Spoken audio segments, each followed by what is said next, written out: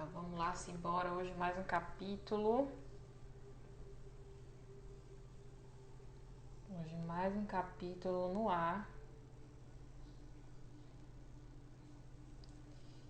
E aí, hoje a gente vai falar sobre a tocaia ao intruso.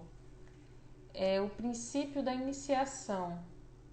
Capítulo 2 do livro Mulheres que correm com os lobos. O princípio da iniciação.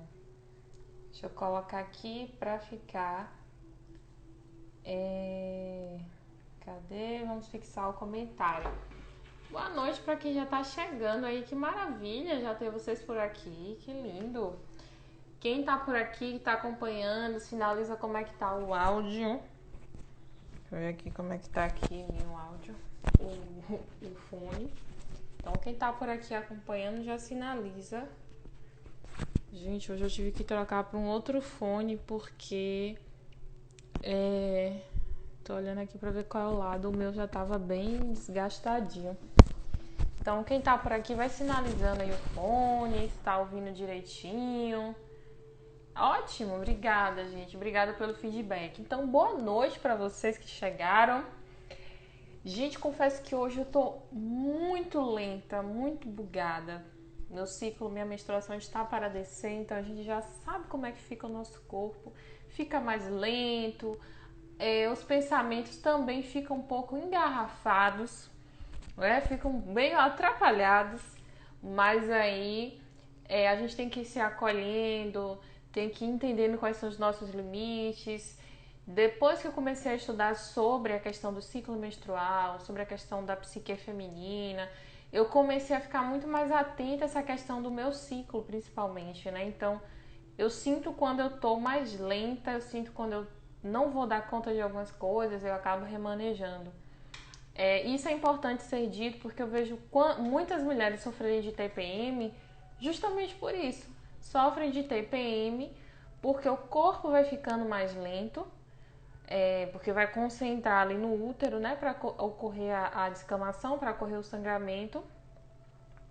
E aí a mulher começa a ficar irritada também, porque ela não vai dar conta de tudo, né? Não vai dar conta. Então, quando a gente começa a entender os nossos limites, quando a gente começa a entender que a gente não vai dar conta de tudo, que é importante esse olhar diferenciado para o nosso ciclo menstrual, eu acho que vai dando uma aquietada assim, em algumas coisitas. Mas leva tempo, não é todo mês que a gente fica mais lenta. Enfim, é isso. E aí eu quero começar a falar desse capítulo 2, a tocaia ao intruso, o princípio da iniciação. Ele é um capítulo extremamente importante para a gente entender a lógica do livro Mulheres que Correm com os Lobos. Ele é um capítulo extremamente... não dá para dizer que é denso, né? Eu estou dizendo isso, já estou me tornando repetitiva. Hoje eu coloquei até lá no grupo do... Boa noite quem tá chegando. Boa noite, Rafinha, seja bem-vinda. Já tô aqui dando... chegou na hora certa, que eu tava conversando algumas coisas, mas já comecei a falar sobre o livro. E ele é um capítulo importante pra gente entender essa questão do predador natural que todas nós mulheres temos na nossa psique. O que seria esse predador natural? Primeiro que a gente sabe, eu imagino que todo mundo sabe que é um predador, né? Então, se a gente vai pro predador no reino animal, é um animal que caça, tem um instinto de caça muito mais que o outro, né? Muito mais perigoso. Então, quando a gente fala desse predador, na nossa psique, nas nossas emoções, é justamente uma partezinha de todas nós mulheres que nos impede, que quebra o nosso instinto, que fragiliza a gente de alguma forma. E quando ele está em movimento dentro da gente, levando muitas mulheres a cometerem situações de risco, se meterem em relacionamentos abusivos, se meterem em possibilidades de estar em risco físico ou emocional. Quando ele está em ação, ele nubla os sentidos da mulher. Então, é uma parte que toda mulher tem. Os homens também, em algum momento a Clarissa Pinkola vai dizer nesse capítulo que os homens também têm esse instinto do predador natural em relação à construção do feminino, porque todo homens e mulheres têm essa energia feminina e alguns é mais realçada a feminina, a masculina. Então, ela vai nos contando através do capítulo do Barba Azul, o conto do Barba Azul, que eu vou falar aqui para vocês de forma bem resumidinha. Quem tiver interesse, é interessante ler. Ela vai nos mostrando como é que isso funciona dentro da gente. Eu sempre falo para todas as pessoas que eu atendo, ou para qualquer pessoa que vem me contar o sonho, a gente vê isso tanto no psicodrama, que é a abordagem, né, que eu tenho uma especialização e tenho uma formação, quanto na junguiana. Quando a gente sonha com alguma coisa, cada personagem do seu sonho é uma parte sua. Então, se você sonhou com um monstro te atacando, se você sonhou com alguém te fazendo mal, pode ter certeza que essa parte que também ataca é uma parte sua. Você não é só a vítima nesse sonho, você também é essa parte, né, que está atacando também. Então, nos sonhos, tanto que no psicodrama, por exemplo, a gente tem a possibilidade de dramatizar esse sonho, e aí todos os elementos é possível que o protagonista possa experienciar. Por exemplo, se você sonhou que foi atacada, né? A mulher sonhou que foi atacada por algum monstro. Então é possível a mulher ser esta mulher, é possível ela ser o monstro, é possível, se tinha algum elemento, uma mesa, se tinha uma arma, é possível você experienciar todos os pedacinhos do sonho. Porque o sonho, ele vai sintetizar, assim como os contos, tudo que está se passando ali nas profundezas do nosso inconsciente, nas profundezas do nosso ser. Então, a Clarissa Pinkola, e aí eu vou registrar mais uma vez, ela no livro tem a intenção através dos contos, e é possível a gente perceber que muitos contos, ela fez um estudo de vários contos, eu gosto de ressaltar isso, e ela estudou várias civilizações, ela estudou vários contos de diversos povos, inclusive, os irmãos Grimm, que muitas das histórias dos contos de fadas que a gente conhece, que a Disney adaptou, são histórias que os irmãos Grimm sintetizaram. Eles não criaram, mas eles ouviam e eles sintetizavam lá no livro deles, né, os irmãos Grimm.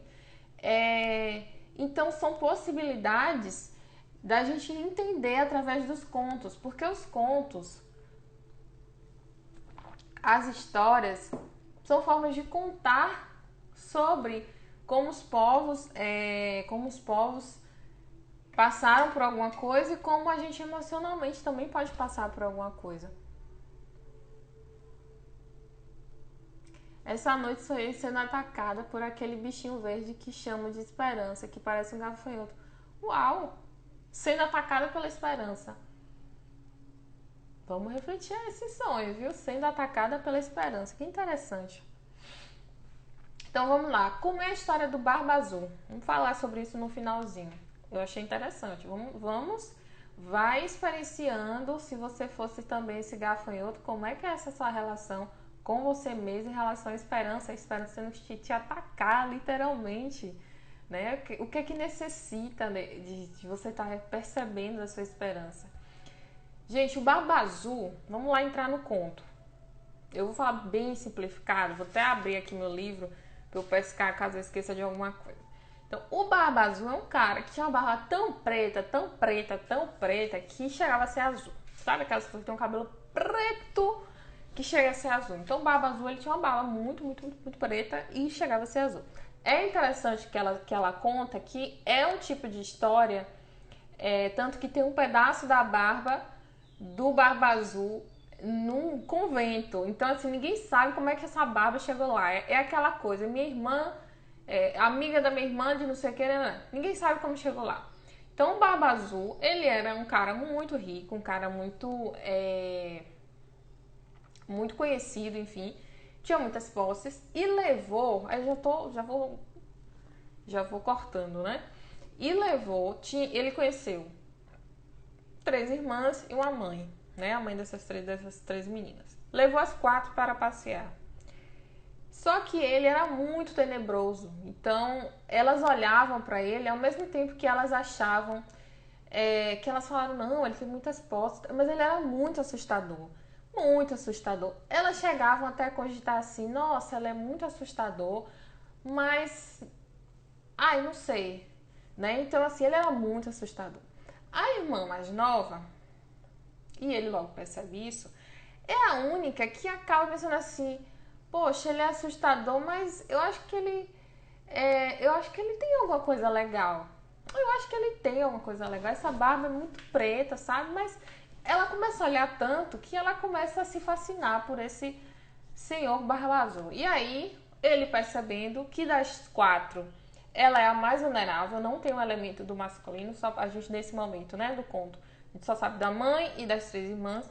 Das 4, ela é a mais vulnerável, a irmã mais nova, acaba se casando. Casaram-se. E aí o bendito do Barba Azul viaja e diz o seguinte pra ela, olha, você pode fazer o que você quiser aqui, a casa é um castelo. Você pode fazer banquete, você pode sair para passear de cavalo, você pode fazer o que você quiser aqui. E aí dá um molho de chaves para ela. Você pode abrir pode usar todas as chaves, menos essa chave X. Deveria ter pegado uma chave para simbolizar, não tem uma chave aqui em cima, enfim. Menos chave X. Então ele mostrava a chavinha para ela, não pode. Sim, eu acho, Ari, que ele já dá essa coisa do como foi parar no convento, porque ele é tão assustador, o Barba Azul, que é o tipo de coisa assim, sabe nos filmes quando a gente assiste que o assassino ou o vilão é tão assustador que ninguém sabe como é que ele foi parar. Muitos filmes a gente assiste isso e de repente o vilão já aparece num contexto ali que capturaram e muitas vezes não se sabe. Mas enfim... e aí ele fala isso pra ela, sai pra viajar. Aí ela chama as irmãs, conta pras irmãs isso, olha, ele saiu pra viajar, eu posso fazer o que eu quiser aqui, ele é muito bom e blá blá blá blá blá blá. Me falou que eu posso mexer em todos os lugares, eu posso manusear todas as portas e tal, só não posso abrir esse daqui. Ou só não posso mexer com essa chave. E aí elas começam, né, as irmãs também começam a instigar, elas começam a abrir todas as portas do castelo. E abre-se todas as portas, né? E aí, consequentemente, todas as chaves vão sendo descartadas. De repente, uma portazinha lá, uma portinha, elas começam a entender que aquela porta ali é a bendita porta que pode abrir a chavinha, né? A chavinha pode abrir aquela porta. E vão que... E ela, a irmã ainda fala assim, né? A irmã mais nova ainda fala assim... Ah, mas será que... acho que não vai dar em nada. Não sei o quê. Mas vai lá e abre a porta. Quando ela abre a porta, destranca. Olha o drama. Destranca a porta. Destrancou. Beleza. Elas encontram uma poça de sangue e uma diversidade de ossos. Então elas encontram... Imagine você... Casa com a pessoa te diz, você pode abrir todas as portas, menos essa daqui. Olha que muitas vezes as mulheres vivem, eu já trabalhei com mulheres em situação de violência, as mulheres vivem essas relações, né? Do companheiro lhe dar tudo. E poupar de uma grande coisa importante, que depois eu vou falar essa coisa de não mexa... de você poupar e você proibir a pessoa do ir e vir. E aí, eis que ele diz isso a ela. Elas abrem, elas conseguem abrir a porta e vê um estado caótico. Então você casa com a pessoa e a pessoa diz assim, olha, não pode abrir aquele lugar lá, o sótão. Você é a dona da casa, claro que você quer transitar em todos os locais. E aí ela vai e abre, quando vê uma coisa caótica, ela encontra. Ela tenta, gente, eu acho tão simbólico. Quando eu lia o conto, eu comecei a ficar nervosa. Quando ela abre a porta, a chave começa a sangrar. Olha que coisa louca. A chave começa a sangrar e ela começa a ficar desesperada. Ela tenta fechar a porta e aí vai pra cozinha e tenta limpar e a chave sangrava e uma agonia. E ela não consegue conter o sangramento dessa chave, sujou a roupa e... continuou sangrando. Qual foi a decisão que ela decidiu tomar? vou esconder essa chave para ele não descobrir que eu abri o porão que justamente ele me proibiu abrir, né? Então, ela esconde a chave e o bendito Barba Azul volta. E aí, o que é que ele pergunta? Fala pra ela. E aí, tudo certo aqui. Engraçado que, inicialmente, engraçado não, interessante, que se não é engraçado, inicialmente, se mostra esse Barba Azul como um cara esquisito, tem uma barba muito azul, mas em nenhum momento fica claro que ele é um agressor. Em nenhum momento fica claro que ele é alguém que pode fazer mal a esta mulher. E aí, o que acontece? Ele já volta trovejando as coisas. E aí, como é que tá minhas coisas aqui? Deu tudo certo? E aí, minhas contas? E aí, ele já volta meio que agressivo com ela. E aí, ele pede, se deu tudo certo, então me dê meu molho de chaves. Ela entrega. Quando ela entrega, ele logo percebe que faltou uma chave e pergunta pra ela, cadê essa chave? A chave daquele lugar que eu falei que você não podia abrir. E aí ela fala, eu perdi, eu fui andar a cavalo, acho que eu perdi. Aí ele já começa a ficar violento com ela, né? E aí ele começa a perceber que, claro, ela foi lá e abriu a porta, descobre que a mulher abriu a porta. E aí diz pra ela o quê? Aí finge que vai fazer um carinho, ele puxa o cabelo dela e diz, agora é sua vez. E aí naquele momento ela descobre que aqueles ossos que estavam no sótão eram das antigas esposas dele, né? Das outras esposas, que ele todas matou, porque possivelmente todas tiveram a curiosidade de abrir diante da porta, né? Todas pegaram a chavinha e foram abrir a porta. E aí é interessante que ele diz que vai matar ela fala assim, não, deixa eu ter um momento com Deus, deixa eu orar, não sei o que, eu preciso me despedir, blá, blá, blá. Essa parte eu acho muito interessante do conto, porque de repente essas irmãs que tinham ido visitá-la e que possivelmente tinham ido embora, né, até ele chegar, elas reaparecem. Então ela vai pro sótão e começa a gritar, né? Na verdade, a chavinha é no subsolo. Como é que a gente chama? Sótão em cima, né? Embaixo é o quê? Porão. E aí ele começa a gritar que vai matar ela, pra ela descer e não sei o que, nananã. E aí ela chega no sótão e começa a gritar às irmãs e fala assim, irmãs, vocês estão vendo os nossos irmãos vindo? De repente aparecem irmãos que a gente não tinha entendido no conto, que não foi apresentado. E elas dizem, não estou vendo. E ela continua a gritar até que elas falam assim, não, agora a gente está vendo esses irmãos, eles estão chegando. E aí quando o Barba Azul começa a chamar a menina, né, a protagonista, a irmã mais nova, para que ela desça, que agora chegou a hora dela, agora ela ia morrer. E ela não desce, ele vai atrás dela. Nesse momento que ele vai atrás dela, esses irmãos, que nem tinha sido mencionado na história, mas que nesse momento aparecem, eles capturam o Barba Azul e, mata o Barba Azul. E aí acaba-se o conto, a história. Aí a gente começa a levantar uma série de questões, né? Quem é esse Barba Azul? Quem são essas irmãs? Quem são esses irmãos? Cada elemento, e é como eu falei para vocês no início da live, cada elementozinho dessa história é uma parte de cada uma de nós mulheres. E também dos homens, né? Mas nesse momento eu vou focar nas mulheres. A gente vai perceber aí que o Barba Azul, ele vai se apresentar como um predador natural. E quando a mulher, ela cede a esse predador natural, o que é esse predador natural? Ele é um instinto, ele é uma partezinha de cada uma de nós mulheres que acaba isolando a mulher da sua natureza instintiva. E quando ele destrói tudo que essa mulher tem, e nesse momento eu quero que vocês tenham em mente que esse predador não é um predador externo, não é um homem que você vai se relacionar, apesar de, se você cede esse predador interno, você vai ter uma tendência maior a se relacionar com homens que são predadores, né? Então, quando ele acaba de fazer esse trabalho de destruir todo o emocional dessa mulher, ele deixa a mulher com sentimentos entorpecidos, se sentindo fragilizada. Porque olha o que aconteceu com essa irmã mais nova. Ela cedeu, ela cedeu a, a esse predador que é o Barba Azul, né? Ela entendeu, todas achavam que ele era muito estranho, que ele era muito esquisito, mas ela cedeu. E aí a gente pensa, quando a gente, e algumas mulheres já vivenciaram relacionamentos tóxicos ou abusivos, ou viu um amigo, alguém próximo relacionar.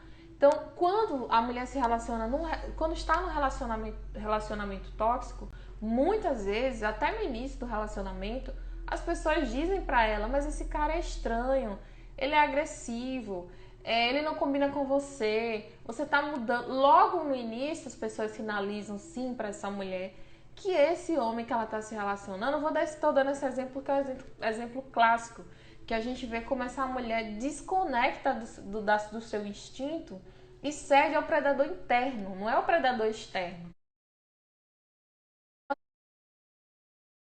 Ela só se relaciona com esse homem que é abusivo, que é tóxico, que corta as asas dela, né? Que corta o poder dela de ir e vir muitas vezes. Porque dentro dela tem um predador que cede a esses anseios também, que cede a essa conexão, né? A essa relação com o destrutivo. Deixa eu dar uma olhadinha aqui, porque eu vi que vocês comentaram enquanto eu falava. Raniele, você não pode mexer com essa chave. A mente quer usar essa chave. Exato, né? Quando a pessoa diz assim, é que nem criança, não pode. A criança vai lá e puf, pega. Do jeito que eu sou medrosa, eu não abriria, não. Isso. E é interessante, viu, Ari? É interessante porque quando eu li, eu fiquei muito angustiada. De repente eu pensei, meu Deus, eu não abriria. Eu abriria, eu não abriria, eu abriria, eu não abriria. Porque aí vem esse poder também da gente de defesa emocional, né? De como é que a gente interage com isso. Como é que é a nossa curiosidade. Aí Rafinha falou, do jeito que eu sou teimosa, iria logo na que não pode abrir a porta. Sim, ia logo na que ele falou, né? Que não pode, ao invés de ir em todas. A Ariana falou, eu lembrei da série Você. Eu nunca assisti, eu comecei a assistir essa série, mas eu sei que fala também, né, de um perseguidor, mas de um stalker, né? E depois eu acho que ele se relaciona com ela e tal, mas eu não conheço. É uma série até que eu quero maratonar. Uma vez eu tentei assistir, mas me caiu mal. É muito densa a série. Raniel, esse predador interno pode ser justamente as convicções que criamos a partir da nossa cultura, que nos poda, né? Isso é entender que esse predador interno está dentro da gente e às vezes ele é representado como a procrastinação. Eu dei o exemplo aqui da mulher que está numa relação abusiva e ela só cede esses encantos também dessa relação abusiva. Porque eu não tô dizendo que a culpa é da mulher, tá, gente? Eu tô dizendo qual é a responsabilidade dessa mulher do ponto de vista psicológico de cair numa relação abusiva. Porque muitas vezes quando a mulher se dá conta e às vezes esse homem deu sinais que era um cara abusivo, ela já tá enredada nessa história toda, ela já tá entorpecida e tão fragilizada que mesmo quando ela desperta e entende que é uma relação que é uma furada, ela já tá frágil para sair da relação. Ela só tá nessa relação com esse predador externo, que é esse companheiro, esse homem, porque internamente também ela tem um predador interno. Ela tem uma convicção, ela tem uma crença que é alimentada pela cultura do lugar da mulher, de que a mulher tem que ceder, de que a mulher tem que perdoar. E a cultura alimenta muito isso, né? Por isso que a gente precisa rever a nossa cultura, porque quanto mais a cultura é adoecedora, maior vai ser esse predador dentro de cada um de nós. Então, a gente deve entender que existem predadores que nos tornam massa que eu não tô entendendo nada, que nos tornam mais pouco vulneráveis à ingenuidade, à inexperiência e insensatez, né? Então, quanto mais a gente vai entendendo esse predador, a gente vai se tornando menos ingênua, mais experiente também. Quer ver uma coisa que eu acho muito interessante? Eu gosto muito de ler, né? Eu gosto muito de ler e You, Jeane. As meninas começaram. A Ari deu o exemplo da série You. Mas agora eu tô falando do livro Mulheres que Correm com os Lobos. E como a gente está no capítulo 2, está falando sobre o conto do Barba Azul, aí ela lembrou, como ele é um predador, ela lembrou da série You, que é um perfeito exemplo para a gente falar também dessa questão do predador.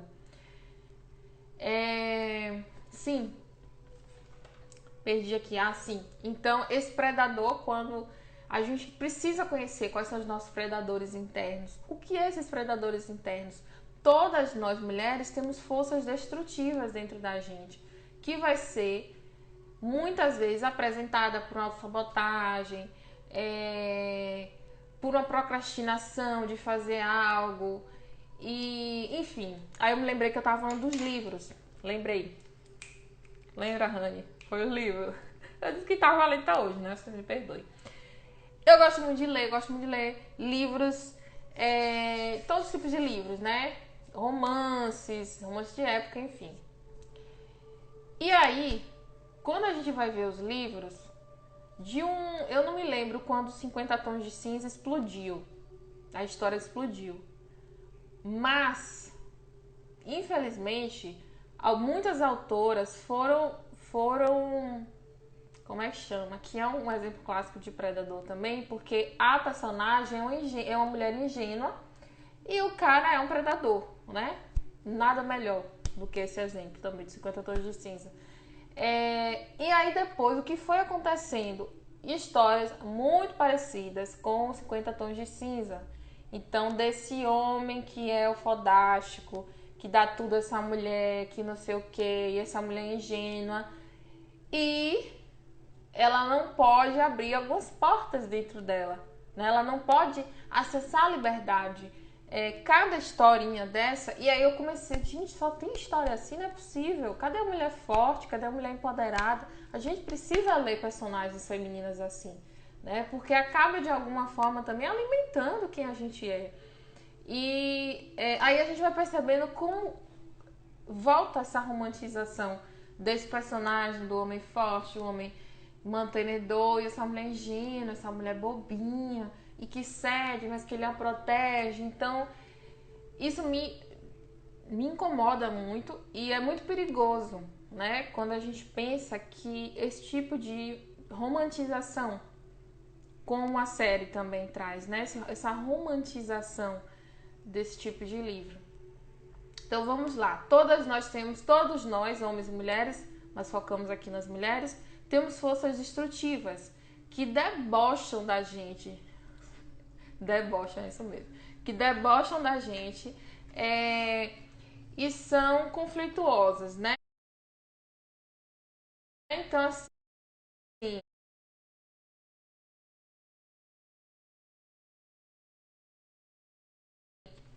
imagine, eu quero que você, mulher que está assistindo essa live neste momento e que até agora está acompanhando aí, imaginem que, legal, né? Imaginem que dentro de vocês